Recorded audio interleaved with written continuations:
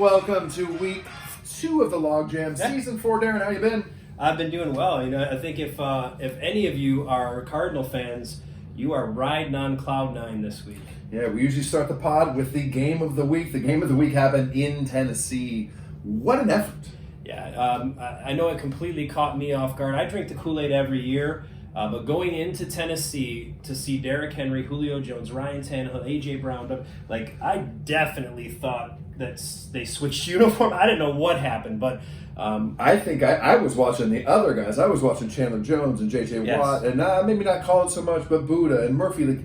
Our defense was incredible. Our defense played great, and that's not supposed to be our calling card, right? I mean, with Malcolm Butler going out, there being first time rookie cornerback, and how is Zane Collins, all of that, and just again, if you're a Cardinal fan, we're celebrating with you.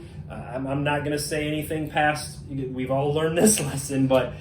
We'll take a week 1 win on the road, traveling to the East Coast. I still have some PTSD over how stagnant the offense got at the end of last year. I hope this isn't a flash in the pan, but here's to what could be a really fun let's keep Kyler healthy so we can keep this thing rolling. This seems like a really good idea, guys. Yes. Let's try that. That gets us to this week's games. We're going to start with high points with the Fury taking down the Titans in what was the week's highest scoring game on both sides. Yeah.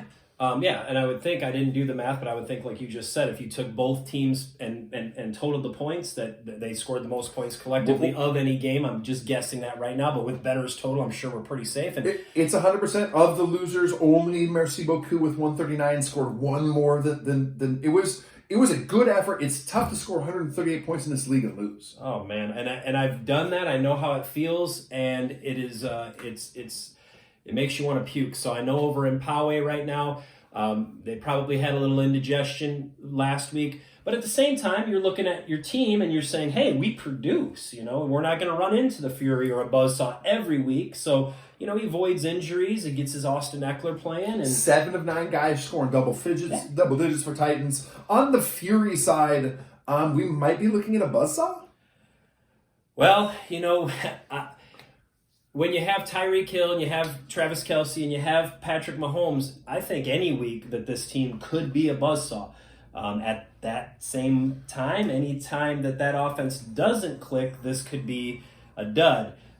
Just you have so many eggs in that basket. But if you have to have eggs in a basket, the Kansas City Chiefs is a damn good basket. Yep. Najee Harris, the first-round pick, doesn't produce. Leaves number 2 pick, Jamar Chase, on his bench, but he's going to have some options moving forward. And when you've got the triumvirate, if you will, I think you're going to be looking forward to it. And Najee Harris isn't going to see the Buffalo Bills every week either, who's pretty stout run defense. So I think that's still a good pick for him. I still think he's going to produce. We may see him pull Najee Harris in a knee-jerk reaction and insert a Joe Mixon, very Benner-esque, but I think the ride Najee Harris train is just going to be fine. Yeah, I think he's going to be just fine there. The second game that we're going to go to, the Cardinal Sin getting off the collective schneid, ending up in the top half of the games against the Zorros, who for the first time dropped from first to worst. Joel, buddy. I thought this was alphabetical. Oh, okay, it is. Yeah, no. And, for the Zorros, for me, it really came down to that quarterback position. And not having Aaron Rodgers really produce for him. It was a close game in the form of 15, 18, I can't remember, something like 16 points or somewhere around there. But Aaron Rodgers really had a bad game, and I know that was something he was counting on, and I don't think he's going to maybe make some crazy changes there, but that really hurt. I mean, Tom Brady notwithstanding, quarterbacks have an expiration date. There is a period of time when they are no longer effective and get out of the league. Yep. It was interesting to see that trade happen before the keeper draft, and to maybe some nostalgia there, trying to get that daily double that we're going to talk about a little bit later in the show. But it is interesting to look at a Zorros team that isn't 1,000% just a barn burner. Yeah. May have up and down weeks, maybe back what the rest of us have had to deal with for the last 2 years. But seeing the Zorros with 97 points is unusual. It is unusual. It's also, like you said, it's the low points. I'm not going to call it the stick anymore because I would like to eradicate all of the K's-isms in our league, if you will. But low points, and Corey winning with 113. That's such a good win. God, you're going to have those weeks, aren't we, Tom? We're going to have those weeks where you just you skin it out, or you get it done with a low point, and good for you, Corey. I mean, 1-0, you got to feel great. You got to feel great. While we're on the subject of Tom Brady, almost a third of his total points come from Brady's 39. 5 Sin players don't reach double digits, and you still get a win. Yeah. I don't know how that bodes for the future, but congratulations, 1-0 for the Sin. We had some discussion before the show in the pre-show meeting what was going to be the game of the week, and we kind of punted. There were 3 games of the week. They were fantastic. It was a great first weekend of football. It was a really good week of football as far as the NFL games. But as far as LOG games, I mean, if you weren't only watching your game, you were entertained. This was a great week. So we decided just to go in order of score differential. Sure. That means nothing to do with how great the game was. But that starts us with the Pimps 151 over OBJ 139. Which, giving game of the week credit here, might have been some of the closest game until it bared out at the end. But you're right, the point differential definitely ended up bigger. And that's because Baltimore's defense, in my opinion, just didn't look like Baltimore's defense all of a sudden. And, would I be worried if I owned them? Maybe a little, because I don't think the Raiders' offense is any kind of juggernaut. Maybe losing Marcus Peters really hurt them a little more. Maybe they don't. I don't know. And overtime and a couple different things. I mean, they held the Raiders receivers, I think, without a catch for 3 quarters. A lot of that came late. So I'm not so worried about a single defensive position. I just think, again, you score 139 as OBJ. Dak Prescott with 39. Yeah. Swift is in a good spot. Lots of kind of deeper bench points with, Russ Wilson on the bench and Brandon Cooks down there. I think you're not in a bad position. You're 1-0. You've got some talent. Yeah. But it's probably feels pretty good to be 1-0, doesn't it? Well, it feels great. And we also said, that Poway's scored 138, and he knows how that feels. It's not a good feeling, but at the same time, you got to appreciate that your team showed up. I think the same here with Merci, like you just said. You didn't get that win, but at the same time, the team showed up, and you can't be like, well, I need to make all these changes. 138 is a good number, if not above average in our league. That's a good number. So, I appreciate the congratulations. Definitely didn't pick that coming, and probably won't see that coming again, but we'll take it this week. Oh, he's being demure. He loves having Kyler Murray to the other Hopkins for the double-double. Thielen has the big game, which takes a little bit of height out of Avengers scores when it happens, as always. But you got to be pretty... I think we've had the year of the kicker. We've had a few different years. Maybe this is the year of the daily double. It might be. There are a lot of them out there, and we'll get into one in the next matchup. So I guess we move there right now. Look at him. He doesn't even want to talk about how good his team is. Go. I'm going to finish by saying I think the Pimps deserve to be in second place. They are out there in front of the pack. Congratulations. That does get us to Windy City, the Gares, coming up big, 153 to 147, in a game that featured, I think, was the closest comeback. Yeah. It was a long shot comeback that felt like it might happen. Yeah. Oh, yeah, for sure. For a while there, you were like, Young and Confused is going to come all the way back and take out a 152 or like a 153 if we round up. That was a hell of a comeback and a hell of an effort. And if you're Young and Confused once again at 147, you got to be puking.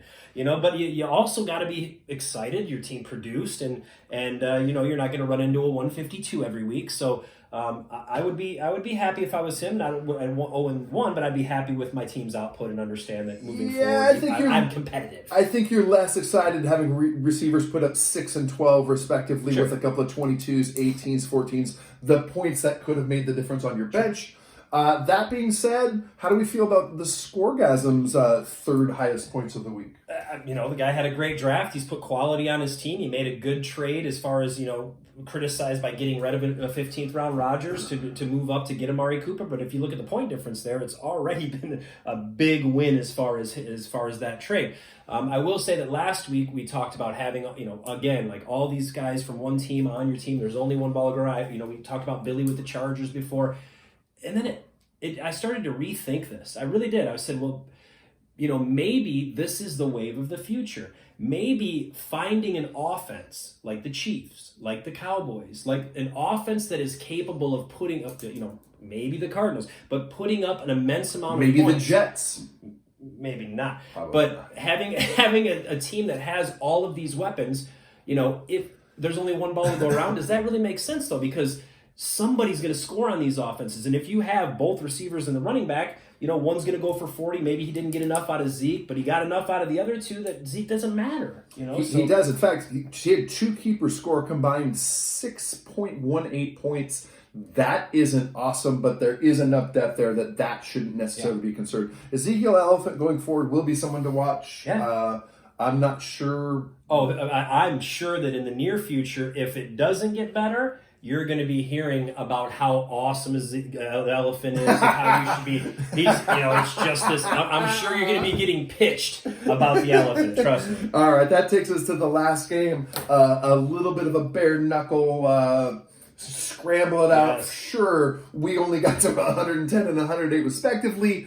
But man, it feels good to be a 1-0. Yeah, and of all of the wins, you had the lowest point total of a winner, which doesn't matter until the end of the year when we do a point total. But at the same time, 1-0 is 1-0 this early in the year. You got to be excited about that. You got to be stoked to squeak out a win with that low point total. But again, that game was awesome. If you were watching, Tom was trying to get a running back in, Farrell and scoring. As far as Tom, he didn't score enough to earn a win, but you still felt like that competitive game was there, and that's just really those ones you want to come away with a win. I think Congratulations. the two moves you see on the Avengers side, the trade for Noah Fant to upgrade from Hunter Henry really ultimately wins that game. Yeah. Oh, yeah. And going away from the receivers that you have pride in and you had slotted, particularly when you have Godwin have that monster night. I thought I was in trouble when I left. Not monster, but enough points that I would have been happy with him in my flex or at a wide receiver position. And then 2 plays in, Kareem most hurt. Most hurt, and that felt like that was the end. Well, I can understand that too. And looking forward, running back is such a thin position, and having that particular running back in that offense, I know I would have drafted him. So nobody likes losing their guy, especially 2 picks in. But you've made some move on the waiver wire. I saw to kind of maybe shore that up, and knowing you'll try to make some moves maybe in some trades or just keep an eye on situations, but. We'll see how it goes for the Avengers. Again, leaning on the Jets, I don't think is a recipe, but hey man, I kind of was impressed with Zach Wilson. So. I am planting my flag in Corey Davis. I planted him at the draft. That I can see. Rolled some dice in the backfield. It's muddled. It's great. You might see me divesting of those in the future, but we like our position. We would like to get better. We would like to get stronger over the course of the year. But I will take 111 points and 1-0 over 147, 139. Absolutely. Any day of the week. Congratulations. On Sunday. So we will take that. Looking forward to next week's games. We're going to do some picks. Yeah. Surprisingly, we went 10-0 last week in picks on the pod.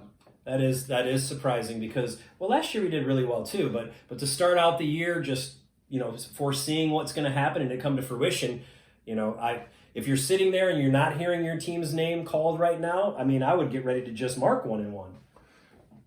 Right? Like, you think we'll split this down the middle here?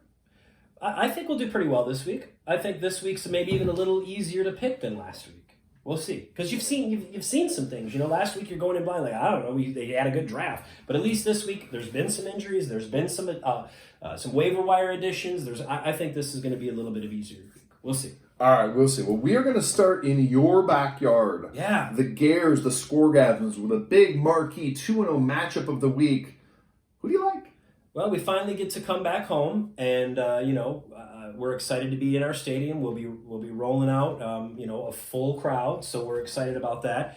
That being said, it's not the person I would hope. It's not like you don't pick this team for a homecoming game by any means. This is going to be a for real battle. Both teams scored big points last week. Both offenses are huge. I'm going to rely a lot on the Cardinals against the Vikings. He's going to rely a lot, obviously, on the Cowboys. So I think those 2 matchups are going to be really big for this game. But I'm going to take Gary coming in and getting a win in Pimpsville. You do. And listen, I am not looking forward to playing Kyler Murray and Hopkins, and I think Devin Singletary had a big week. Thielen, of course, I hate playing, but looking at the other side, even though right now ESPN has this as a 50-50 matchup, I just see those changes that Scoregasm makes to their lineup has some depth to bring an AJ Brown off your bench. Like that's a pretty solid move right there. So I am going to also take the Scoregasms here. Yep. Game number 2, the Avalon Avengers go to the Sin. I guess since you picked your game first, sure, I'll pick my game first. Sure. I do think Corey has I picked Corey to make the playoffs. I do think Corey has a better team this year than he has put together in a couple of different years. Again, ESPN has it as a lock, as a tie, 50-50 or 50-49. I don't know. I like adding Godwin to my lineup. I like the way my lineup produced last week. No one had a real blowout game, but I got a lot of nice median numbers. I just think the Sin are going to win. I'm going to go the same way, and neither team put up enough points last week for me to really I think this week is going to be this could be a really big scoring game where both teams get off a little bit. But the Sin at home, I'm not going to pick against the Sin at home, so I'll take the Sin as well. All right. Matchup number 3, Who's Your Daddy? Traveling to Poway. Yeah. Who do you like? This, could be game of the week, I can see, but I'm going to take the home team here in the Titans. Daddy, again, just didn't put up enough points last week for me to give a fair evaluation, and I think he scores more than 108 this week, but at the same time, watching Billy put up 140, that offense looks really good. I'm looking at the matchups. I think I like the Poway's matchups a little better in this one. I am with you here. I think Who's Your Daddy is better than 108. I think he's going to get up into the 130s and will consistently score. There are scores on this team. It just didn't happen last week. But if I had to guess, there are more... there's a little bit more talent. There's a little bit more firepower. He played this game 10 times. I think the Poway Titans win 6 of them. I'm taking the Titans right here. Game number 4, the Zorros hosting OBJYN. Which, before we get into it, the fuck is your name OBJYN? Well, it's not. It's actually Mayor Masibuku. It's registered that way with the league. If and when it were to go on a trophy, if and when it would go in as Merci Beaucoup because that's the registered name. But yeah, why still hold on to OBJYN? I don't even know how. Like, are you paying attention? Are you the lineup in? All right, lineup's in. All right, go ahead. Who do you take? OBJ's. This one, I'm going to take Merci. I'm going to take Merci on the road. They've got a good offense. And until I see some improvement at the quarterback position on the Zorros, which maybe he has the guts to sit Aaron Rodgers. I don't know what's going on there. Whether Aaron Rodgers, people say, he's throwing games. I don't think so, but I don't know. And maybe there's not enough motivation to be great right now for that team. And it just afterglow, maybe worries me a little. Resting on their laurels a little bit. I'll take Merci. It would be certainly a ballsy move to not start Aaron Rodgers without a quarterback on your roster, so that would necessitate a pickup on that end. Or a fine. Or a fine, I guess. So you think just not starting, sending a message, just not starting Aaron Rodgers and not starting a quarterback to maybe light a fire. Could be a move. That would be one coaching decision. I just can't look at Derrick Henry, Kamara, and then Adams and Kittle and not think that is going to be a Zorros win. Man, this is going to be a close one. I'm going to say this is the game of the week. Okay. I'm going to say this is the highest scoring game of the week. I'm going to say the Zorros rebound. Am I sticking with the Zorros? I'm sticking with the Zorros. Planting my flag in the Zorros for this one. Last game of the week, Young and Confused, traveling to dirty Dayton, Ohio, to face Benter's Fury. If I'm going to start in this one, again, both teams put up big points. Obviously, Benner was the winner of high points last week with almost 200. And again, when you have a Kansas City offense like he does, it's really hard to pick against him. Although I do think Young gives him a game. I'm going to take the Young. I don't know. I'm just going to do it. I'm just going to do it. Upset in the Fury. I don't have that kind of guts. I am definitely sticking with Benter here. It is, I think we misspoke earlier. Young and Confused is the highest scoring of the 0-1 teams. It is a team that is going to put up points. I don't think this is necessarily a blowout. But again, if they would have played in week 1, he would have lost by 45. So it would have been a little bit. The Chiefs are just traveling to that Baltimore defense that we said might not be a little bit under the weather. Or are they motivated after that? Hard to say. Could go either way. Kind of like Gary. That being said, that brings us to the Conclusion of the pod. Yeah. First of all, thank you to everyone for everyone getting their dues in. That was awesome. We had to ask once. Everybody got them to Tom. We're all paid in. We're ready to roll for the year. So thank you for that. For those of you who are tracking fines, who are looking at that stuff, just thanks for everybody's participation. We do appreciate it. And we do this for fun, but also as a participation to the league to give you guys something hopefully to listen to while you're running on a treadmill or something. I don't know. We are looking forward to a great year, potentially the year of the Daily Double. We'll see you guys next week. R.I.P. Alex.